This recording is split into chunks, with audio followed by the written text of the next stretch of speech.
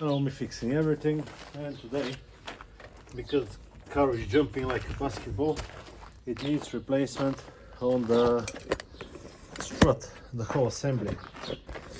Maybe it's bad because I can hear some knocking and whatnot, and I want to show you which costs what and if you can afford it and how much you can afford. Now this is a very old car, Vauxhall Astra MK4, and strut for the car, only the shock absorber costs like 65 euros, the cheapest one. Original one I don't want to even think about. Then you have the spring, which here is corroded, which is not the best thing. This costs around 25-30 pounds. Then you have this bushing on top, which might be cracked. This is around 25 pounds, I think. Then you have this. We'll compare this top part, because this is two separate parts, this one and this one. This part you have that it's around 25-30 pounds, I think. Yeah. Then you have the whole thing on top. Now this is the original one. The original one have a label like this one, can you see? And it seems right to me, but it might be bad as well. I don't know, we'll see. And I'll put it on the car now. It's very easy.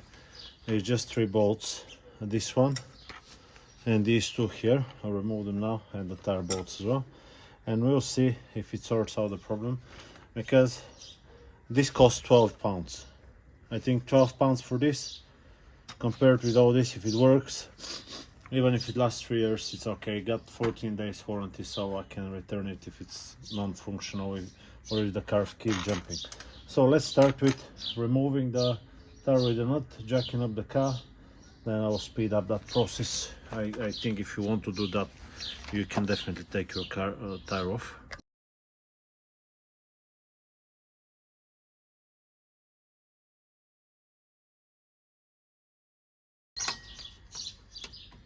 It's 19.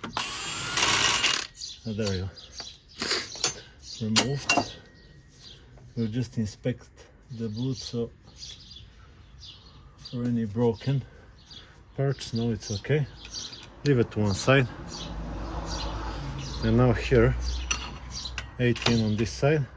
No, 18. 18. Not 17. Where is it?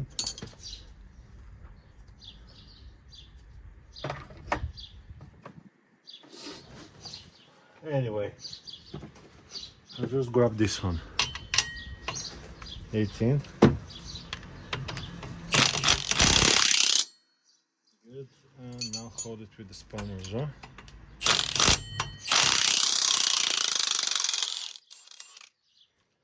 There we go, one more.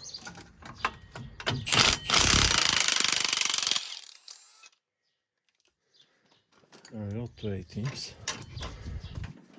Keep it onto here. And we'll go on the top as well now. So what we have now is 8mm on top and 17mm on the nut. We hold the nut and we just go like this.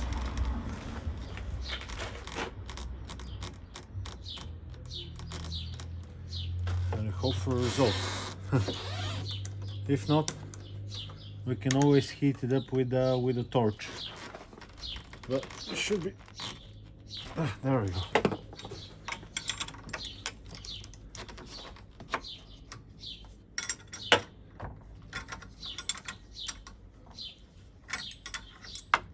Now, strut is being held on the bottom by the 2 bolts. That's why you don't remove the bolts, otherwise you might smash the gaiter on the bottom, or you need to hold it with your hand.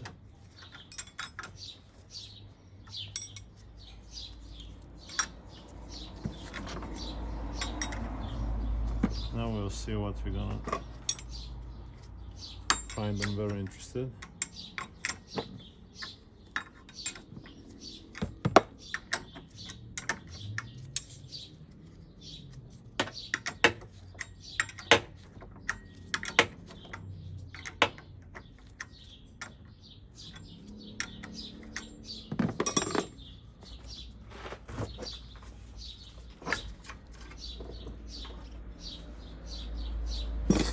There we go, let's go back. Let's remove the bolts now.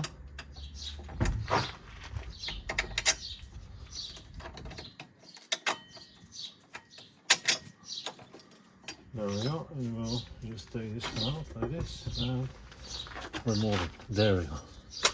We can see, what we can see actually, is that this part is completely collapsed. And you can see here some pretty good wear onto the, what is it called? Anyway, I will compare it now to this one. Let me just show you. And it looks completely different. Here, look.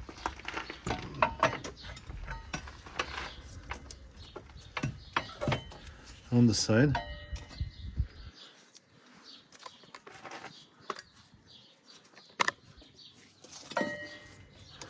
can you see how the right one got a lot more place to actually take the bumps, and this one does not.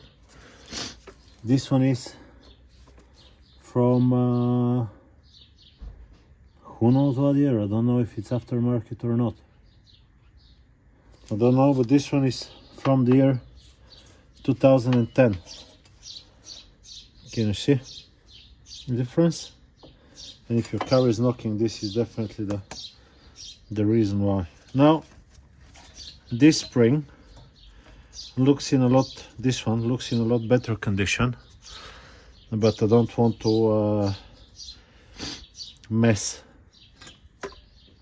with the spring. And plus, spring for 1.2 and 1.4 is the same. This is the 1.4, so we'll just check. It's a lot easier just to put it back in and check if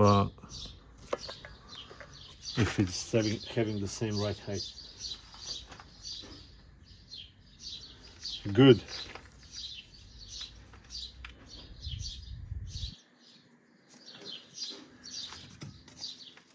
How is the bearing? I felt better, definitely.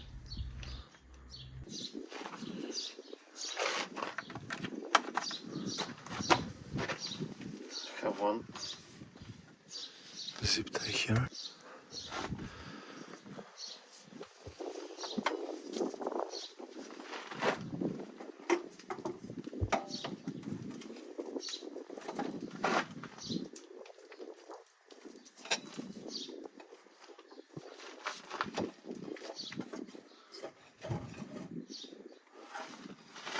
Let's check something.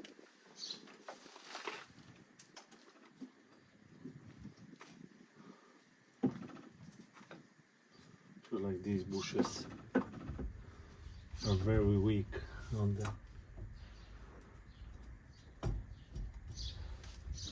the wishbone.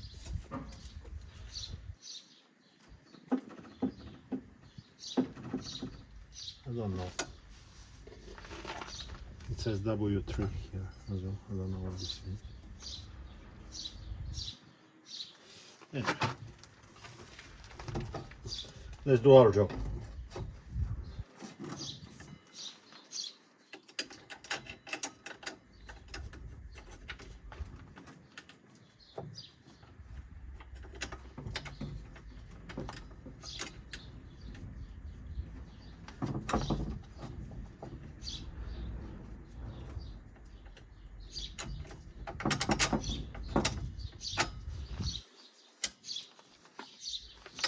So the next one we go.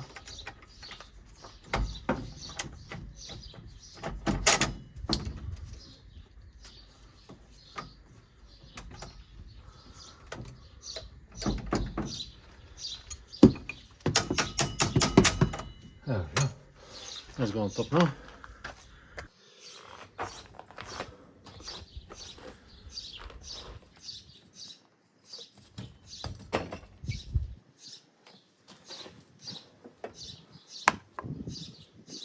Which one is better, do you think? I think my one is better.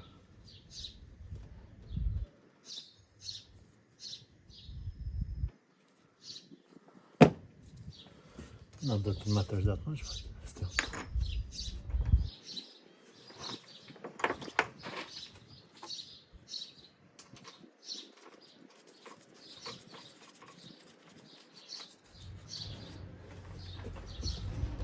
So now,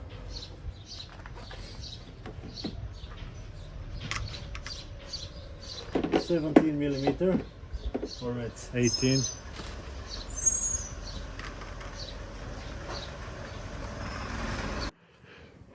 It's 18 on this one.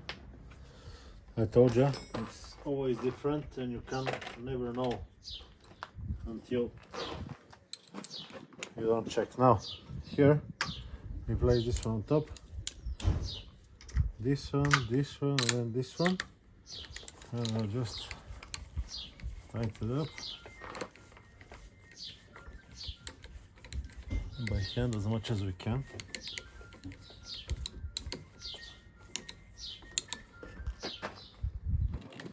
And in the end, we're gonna tighten it when it's on the car. Okay. So don't put the cap on yet. Can I speed up the process? This one I think is already, we know what we're doing. I don't know the torque. I never torque them by spec. Maybe sometimes. I think it's around 60. I just do it as tight as I can. I don't want to come loose.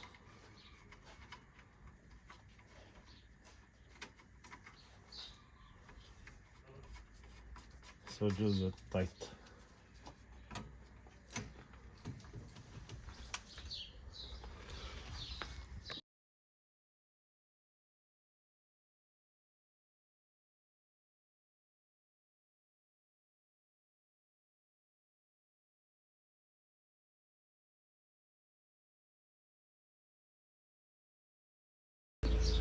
Okay, now where's my 10mm? 10mm is in. Then we have this, and then we have that. Okay, and now we can just make it tight so it doesn't knock on the top pull. Okay, we'll watch it here.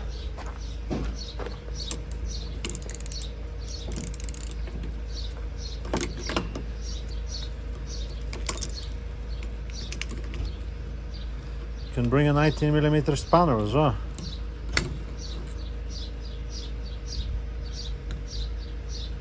Good. And that's how you can replace the whole strut for cheap. Now, let's have a look how much is moving, because that's important. A little bit better.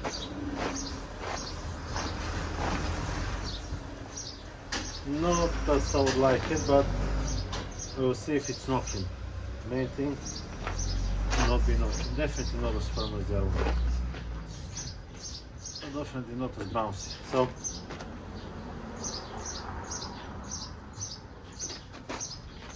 before, with the other one, when I do this, there was knock, and now there isn't. So I'll count it as fixed. For £12, that's the best we can do. I hope this video has been helpful to you. Well, if you see another one, another video, it's definitely been knocking, but I think the main problem with the knocking was that part. Yeah, this was the knocking problem, mainly. That's it. I'll see you on to the next one. Bye bye.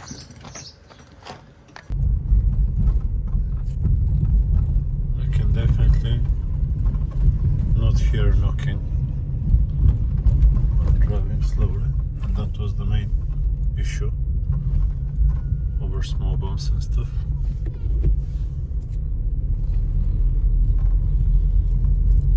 It's like a back road, so a lot of small potholes, and it's not knocking. That's good.